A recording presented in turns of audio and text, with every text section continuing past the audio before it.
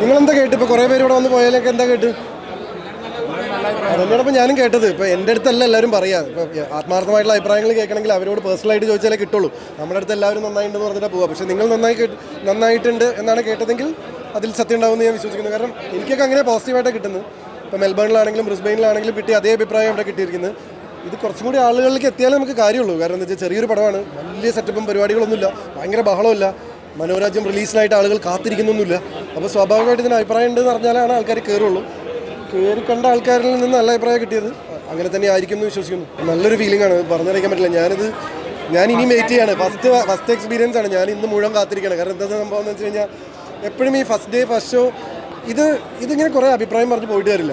ഇത് ആളുകളിലേക്ക് എത്തിയിട്ട് ആൾക്കാർ കണ്ടു തുടങ്ങിയാലാണ് നമുക്കിതിനൊരു സന്തോഷവും റിസൾട്ടും ഉണ്ടാവുള്ളൂ. ഇപ്പോൾ ഞാനിപ്പോൾ ഇവിടുന്ന് ഇറങ്ങി വരുമ്പോൾ ഇറങ്ങിപ്പോയ എല്ലാവരും കൈ തന്നിട്ട് നല്ല പെർഫോമൻസാണ്, ബോറടിയില്ലാത്ത പടമാണ്, ഫൈൻ, സാധനം പിടികിട്ടി. പക്ഷേ ഇത് ആളുകളിലേക്ക് കണ്ടിട്ട് ആൾക്കാർക്ക് തിയേറ്ററിൽ വന്ന് കാണണം എന്ന് തോന്നുമ്പോഴാണല്ലോ നമുക്കിതിന് ഒരു റിസൾട്ടായിട്ട് എനിക്ക് ഫീൽ ചെയ്യുള്ളൂ. അപ്പോഴേ ഇതിന് പ്രൊഡ്യൂസറിനൊക്കെ അടക്കം ബെനിഫിറ്റ് ചെയ്യുള്ളൂ. അപ്പോഴേ നമ്മൾ ഈ ചെയ്തതിന് കാര്യം ഉണ്ടാവുള്ളൂ. മറ്റേത് നമുക്കൊരു ഈഗോ ബൂസ്റ്റ് എന്നുള്ളതല്ലാതെ അത് അവിടെ തീർന്നു. പക്ഷേ അതിലേക്ക് എത്താൻ എന്താണ് ചെയ്യേണ്ടത്? ഈ പറഞ്ഞ ആൾക്കാരൊക്കെ വല്ല ഫേസ്ബുക്കിൽ പോസ്റ്റ് ഇടുകയോ അല്ലെങ്കിൽ ആത്മാർത്ഥമായിട്ട് നിങ്ങൾ കണ്ടിട്ട് അത് ജനങ്ങളിലേക്ക് എത്തിക്കുകയോ ചെയ്യുമ്പോഴാണ് നമുക്ക് ഈ റിസൾട്ട് ഉണ്ടാവുക. ഞാൻ വെയിറ്റ് ചെയ്യാണ് എങ്ങനെയാണ് ആളുകൾ പ്രതികരിക്കുന്നതെന്ന് അറിയാൻ വേണ്ടി. കാരണം എങ്ങനെയുണ്ടെന്ന് ഞാൻ പറയുന്നതിൽ അർത്ഥമില്ല. നിങ്ങൾ ഈ ചുറ്റുമുള്ള ആൾക്കാരുടെ അടുത്ത് എങ്ങനെയുണ്ട് ചേട്ടാ ആത്മാർത്ഥമായി പറയുമെന്ന് പറയൂ, അപ്പോൾ അവർ പറയുമായിരിക്കും എന്ന് ഞാൻ വിചാരിക്കുന്നു.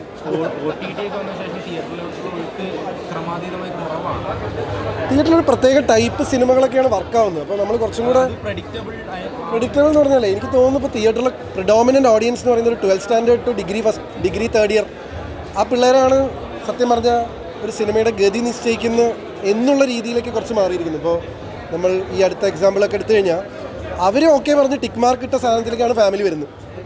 അല്ലാതെ ആദ്യത്തെ ദിവസം ഫാമിലി ഇടിച്ച് കയറി കണ്ടിട്ട് അങ്ങനത്തെ ഒരു സംഭവം അല്ലല്ലോ നമ്മുടെ സിനിമയിൽ ഉണ്ടാകുന്നത്. അപ്പോൾ കൂടുതൽ രോമാഞ്ചം, ആവേശം, വാഴ തുടങ്ങിയ സിനിമകൾ നമ്മൾ എടുക്കുമ്പോൾ എല്ലാം ഒരു യങ്ങർ ക്രൗഡുമായിട്ട് റിലേറ്റ് ചെയ്യുന്ന, അതിലൊക്കെ കോളേജ് സബ്ജക്റ്റ് അല്ലെങ്കിൽ ഒരു ബാച്ചിലേഴ്സ് ലിവിങ് ടുഗെദർ ആ സ്പേസിലേക്കാണ് പടം പോകുന്നത്. അപ്പോൾ ഒരാഴ്ച 8 പടം ഇറങ്ങുന്നതാണ് ഇപ്പോൾ പറയുന്നത്. കഴിഞ്ഞ ആഴ്ച 8 പടം ഇറങ്ങി, എൻ്റെ മുമ്പത്തെ ആഴ്ച 8 പടം ഇറങ്ങി. ഇത് ചില്ലറ പരിപാടിയില്ല. എന്താണെന്ന് വെച്ച് കഴിഞ്ഞാൽ പണ്ടൊക്കെ നമ്മൾ പറയില്ലേ CA എഴുതിയെടുക്കാൻ ഭയങ്കര ബുദ്ധിമുട്ടാണ്, മറ്റേ MBBSന് മെറിറ്റിൽ സീറ്റ് കിട്ടാൻ ബുദ്ധിമുട്ടാണ്, അതിലും ബുദ്ധിമുട്ടാണ് മക്കളെ അവിടെ ഒരു ഹിറ്റ് കിട്ടുക എന്ന് പറഞ്ഞു കഴിഞ്ഞാൽ എല്ലാ ആഴ്ച 8 പടം ആൾക്കാരെ അറിയുന്ന മീൻസ് എല്ലാ പടത്തിനും ആൾക്കാർ ഇൻ്റർവ്യൂ കൊടുക്കുന്നുണ്ട്, എല്ലാ പടത്തിനും ഇതുപോലെ നിങ്ങൾ നിൽക്കുന്നുണ്ട്, എല്ലാ വെള്ളിയാഴ്ച നിങ്ങളുണ്ടല്ലോ. ഇത് എളുപ്പമുള്ള പരിപാടിയില്ല. എന്ത് ചെയ്താലാണ് ആ ഒരു എന്ന് വെച്ചാൽ നമുക്ക് ജസ്റ്റ് പാസ് കിട്ടിയിട്ട് കാര്യമില്ല. ഒരു 90ൻ്റെ മേലെ മാർക്ക് വാങ്ങിയാലേ പടം ഹിറ്റാവുന്നുള്ളൂ 100-ൽ. അപ്പോൾ അങ്ങനത്തെ സ്ക്രിപ്റ്റുകൾ നമ്മളെ തേടി വരണം. അത് നമ്മളെ തേടി വരുന്നില്ല, അത് ഓൾറെഡി ഹിറ്റ് കൊടുത്തിട്ടുള്ള ആൾക്കാരെ തേടിയേ വരുന്നു. അപ്പോൾ ഇപ്പോൾ എന്നെപ്പോലുള്ള ഞാനൊക്കെ ശരിക്കും ഇപ്പോൾ കാര്യമായിട്ടുള്ള തിങ്കിങ്ങിൽ എങ്ങനെയാണ് ഇത് ക്രാക്ക് ചെയ്യുക എന്നുള്ളത്. കാരണം നമുക്ക് വരുന്ന സ്ക്രിപ്റ്റേ നമുക്ക് ചെയ്യാൻ പറ്റുള്ളൂ. എനിക്ക് സ്ക്രിപ്റ്റിൽ വരുന്നുണ്ട്, പക്ഷേ ഇതൊക്കെ ആൾക്കാർ തിയേറ്ററിൽ പോയി ഞാൻ തന്നെ കാണുമോ എന്ന് തോന്നുന്ന സ്ക്രിപ്റ്റ് എനിക്ക് തന്നെ അഭിനയിക്കാൻ തോന്നുന്നില്ല.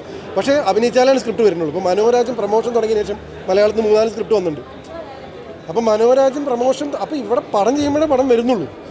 പക്ഷെ പടം ചെയ്യണമെങ്കിൽ നല്ല പടം ചെയ്യണമെന്ന് വിചാരിച്ച് നോക്കിയിരുന്നാലും പറ്റില്ല. അപ്പോൾ ഇതുപോലെ തിരക്കേടില്ല, ആൾക്കാർക്ക് ബോറടിയില്ല എന്നൊക്കെ പറയുന്നൊരു സാധനം വരുമ്പോഴാണ് ഞാനൊക്കെ പിന്നെയും കയറി കളിക്കുന്നത്. അല്ലെങ്കിൽ ഇപ്പോൾ എല്ലാ മാസവും പടം ഇറക്കണമെങ്കിൽ പടം ഇറക്കാം.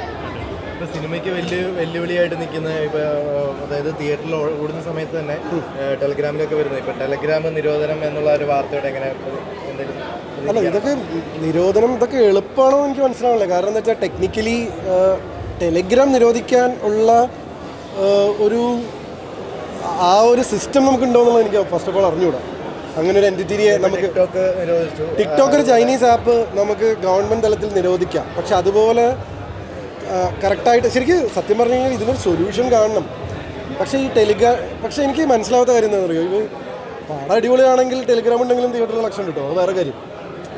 ഇപ്പോൾ ഫോർ എക്സാമ്പിൾ ഇവിടെ ഈ പറഞ്ഞ പോലെ രോമാഞ്ചും ആവേശവും പ്രേമലും തിയേറ്റർ നിറഞ്ഞോടിയതല്ലേ. ഇപ്പോൾ വാഴ ഞാൻ ഇവിടെ ചോദിച്ചപ്പോൾ വാഴയും ഒക്കെ നല്ല കളക്ഷൻ ഉണ്ടായിരുന്നു പറഞ്ഞു. ഇതൊക്കെ ടെലിഗ്രാമിൽ ഇല്ലയെന്ന് നിങ്ങൾക്ക് തോന്നുന്നു, ഉണ്ടാവില്ലേ? എനിക്കറിയില്ല, ഞാൻ പോയി നോക്കില്ല. പക്ഷേ അപ്പം ബേസിക്കലി ഞാൻ മനസ്സിലാക്കിയെന്ന് വെച്ചാൽ ഓഡിയൻസിന് കണക്ട് ആവുന്ന സാധനങ്ങൾ ഇറക്കുക എന്നുള്ളത് തന്നെയാണ് ആദ്യത്തെ സൊല്യൂഷൻ. ഇതൊക്കെ നിരോധിച്ചാൽ തീർച്ചയായിട്ടും സ്വാഭാവികമായിട്ട് ഈ ഒരു പൈറസി സംഭവങ്ങൾ കുറയും. ആൾക്കാർ ഇപ്പോൾ ഹോസ്റ്റലിലൊക്കെ പിള്ളേർ ഇരുന്ന് ഓക്കെ നമുക്ക് ടെലിഗ്രാം കാണാം എന്നുള്ളത് ചിലപ്പോൾ അവർ ഇറങ്ങി കാണുമായിരിക്കും. സിനിമ തിയേറ്ററിൽ കാണാതെ ഇതിനു വേണ്ടി വെയിറ്റ് ചെയ്യുന്ന അല്ലെങ്കിൽ അറ്റ്ലീസ്റ്റ് ഒരു ഒഫീഷ്യൽ OTT പ്ലാറ്റ്ഫോമിലേക്കെങ്കിലും അവർ മാറിയാൽ നന്നായിരുന്നു. കാരണം ഇപ്പോൾ വലിയ ചിലവില്ലല്ലോ. നിങ്ങൾ ഒരു കൊല്ലത്തെ സബ്സ്ക്രിപ്ഷൻ എടുത്തു കഴിഞ്ഞാൽ ആമസോണിൽ എത്ര പടം വേണമെങ്കിലും കാണാമല്ലോ. എന്നിട്ടും ടെലിഗ്രാമിൽ പോകുന്നത് കുറച്ച് അക്രമല്ലേ എന്ന് വെച്ചാൽ ഓൾറെഡി നിങ്ങൾ ഒരു കൊല്ലത്തെ സബ്സ്ക്രിപ്ഷൻ എടുത്തു വെച്ചു. അപ്പോൾ പക്ഷേ ഈ പറയുന്ന ഒരു 30 ദിവസം വെയിറ്റ് ചെയ്യാൻ വയ്യെങ്കിൽ നിങ്ങൾ തിയേറ്ററിൽ പോയി കാണണം. അതാണ് അതിൻ്റെ ഒരു ശരിയായ രീതി.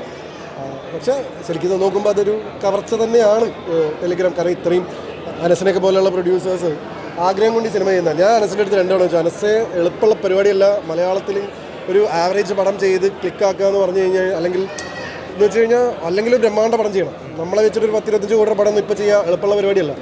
അപ്പോൾ ചെറിയൊരു സിനിമ ചെയ്യുമ്പോൾ നല്ല റിസ്ക്കാണ്. പക്ഷേ പുള്ളിയുടെ ആഗ്രഹം പുള്ളിക്കൊരു സിനിമ ചെയ്യണം. എന്നാൽ പിന്നെ നമ്മൾ കൂടെ കട്ടയ്ക്ക് നിൽക്കുന്നു. എന്നിട്ട് പുള്ളി കഷ്ടപ്പെട്ട് ബുദ്ധിമുട്ട് ഇങ്ങനത്തെ ഒരു പടം ചെയ്യുമ്പോൾ അത് അടുത്ത ദിവസം ടെലിഗ്രാമിൽ വരിക എന്ന് പറഞ്ഞു കഴിഞ്ഞാൽ നമുക്ക് സങ്കടമാണ്. കാരണം അത് ബാധിക്കുക പ്രൊഡ്യൂസറാണ്, ആക്ടേഴ്സിനെ അല്ല. നമുക്കൊക്കെ 4 പേര് ആ പടം കണ്ടു എന്ന് വിചാരിക്കാം. പക്ഷേ പ്രൊഡ്യൂസേഴ്സ് ഇത്രയും കഷ്ടപ്പെട്ട് ഒരു ഇൻവെസ്റ്റ് ചെയ്ത് കഴിയുമ്പോൾ അവർക്ക് എന്തെങ്കിലും റിട്ടേൺസ് കിട്ടുന്നത്. അതൊക്കെ എങ്ങനെയാണ് ഇവരെ സേഫ് ആക്കാന്ന് പറഞ്ഞാൽ നമ്മൾ വരെ ഓടുന്നു. മലയാള സിനിമയിൽ ഇപ്പോൾ ഒരു അരിശിതാവസ്ഥ നിലനിൽക്കുന്നുണ്ട്. അപ്പോൾ അത് അതൊരു പേടിയുണ്ടോ ഈ സിനിമയെ ബാധിക്കുന്നത്? സിനിമയെ അത് ബാധിക്കാനുള്ള സാധ്യതകൾ കാണുന്നില്ല. കാരണം ഇവിടെ ഇപ്പോൾ ആൾക്കാരുണ്ട്. ഇപ്പോൾ ഇന്നിപ്പോൾ രാവിലെ കളിച്ച ഭരതനാട്യമാണെങ്കിലും നമ്മുടെ പടമാണെങ്കിലും ആൾക്കാരിപ്പോൾ തിയേറ്ററിൽ കയറുന്നുണ്ടല്ലോ. അതുകൊണ്ട് ആൾക്കാർ തിയേറ്ററിൽ കയറാതിരിക്കും എന്നുള്ളത് എനിക്കറിയില്ല. അങ്ങനെ ഒരു പേടിയില്ല. ഇപ്പോൾ പേടിച്ചിട്ടും കാര്യമില്ല. ഞങ്ങളിപ്പോൾ 30 റിലീസിന് 1 മാസം മുമ്പേ ഇതാക്കിയതാണ്. ഞങ്ങളൊരു ബ്രഹ്മാണ്ഡ പടമല്ല, 2 മാസം കഴിഞ്ഞ് ഇറക്കാം എന്ന് വിചാരിക്കാൻ പറ്റിയൊരു പടമല്ല. നമുക്ക് 25-ാം തീയതി മെൽബേണിൽ ഒഫീഷ്യൽ പ്രീമിയർ ആയിരുന്നു.